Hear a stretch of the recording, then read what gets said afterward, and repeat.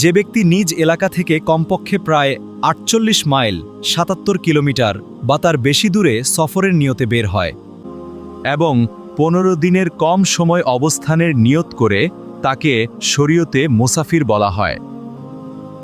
মুসাফির অবস্থায় ৪ রাকাতের ফরজ নামাজ ২ রাকাত পড়তে হয়। সাধারণভাবে সুন্নত নামাজ না পড়লেও গুনাহ নেই, তবে ফজরের সুন্নত এবং বিতরের নামাজ পড়া উত্তম। মুসাফির হলে প্রয়োজনে কিছু নামাজ একসাথে পড়ার অনুমতি রয়েছে। নামাজ একসাথে পড়ার দুটি পদ্ধতি রয়েছে।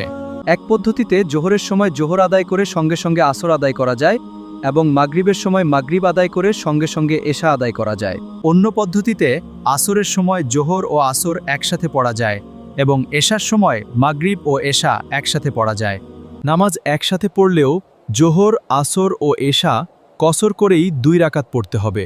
মাগরিব ৩ রাকাতই থাকবে। মুসাফির যদি ইমাম হয় এবং মুক্তাদিরা মুকিম হয় তবে ২ রাকাত শেষে সালাম ফেরাবে। এরপর মুকিমরা বাকি রাকাত পূর্ণ করবে।